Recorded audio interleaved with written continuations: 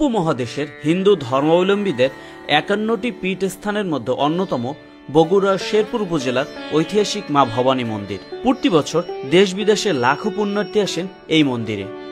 বিশেষ করে মাঘী পূর্ণিমা ও রামনবমী উৎসব ঘিরে পার্শ্ববর্তী দেশ ভারত, নেপাল, ভুটান, পাকিস্তান, আফগানিস্তান ও শ্রীলঙ্কা থেকে অসংখ্য পুণ্যার্থীর সমাগম ঘটে এই মন্দির প্রাঙ্গণে। উপজেলার সদর থেকে প্রায় ১৫ কিলোমিটার দক্ষিণ পশ্চিমে ভবানীপুর ইউনিয়নের ভবানীপুর গ্রামে মা ভবানীর মন্দির অবস্থিত।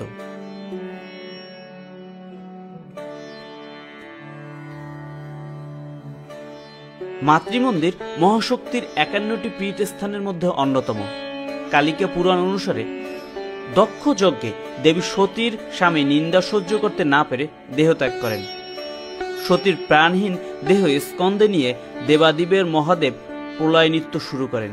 সেই মহাপ্রলয় নৃত্য থেকে বিশ্ব ব্রহ্মাণ্ড রক্ষাকল্পে স্বয়ংভূ বিষ্ণু সুদর্শন চক্র দ্বারা সতীর প্রাণহীন দেহ ৫১টি খণ্ডে বিভক্ত করেন। সেই সব দেহখণ্ড বিশ্বের বিভিন্ন জায়গায় পতিত হলে ৫১টি পীঠস্থানের উদ্ভব হয়।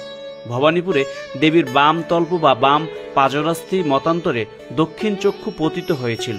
এই পীঠস্থানে দেবীর নাম অর্পণা এবং বামন ভৈরব।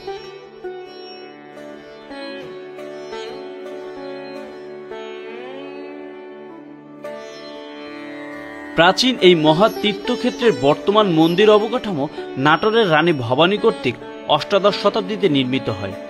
জমিদার প্রথা উচ্ছেদের আগ পর্যন্ত নাটোরের ছোট তরফ এস্টেট এই মন্দিরের যাবতীয় ব্যয়ভার বহন করত। জমিদারি প্রথা উচ্ছেদের পর সরকার নাটোরের ছোট তরফ এস্টেট অধিগ্রহণ করেন এবং দেবত্তর এই মন্দিরের ব্যয় নির্বাহের জন্য এনুইটি নির্ধারণ করেন। নাটোরের রানী ভবানী এস্টেট কর্তৃক দেবত্তর ১২ বিঘা জমির উপর এই মন্দিরের অবকাঠামো স্থাপিত।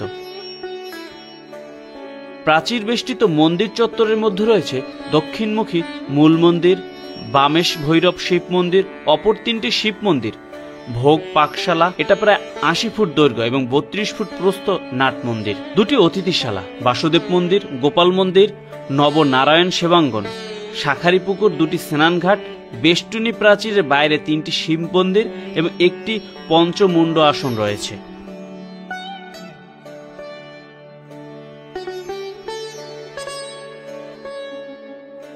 হিন্দু ধর্মাবলম্বীদের পবিত্র এই পীঠস্থান ও তীর্থক্ষেত্রে রামনবমী, শারদীয় দুর্গোৎসব, শ্যামপূজা, মাঘী পূর্ণিমা, বাসন্তী দুর্গোৎসব প্রভৃতি অনুষ্ঠান হয়ে থাকে।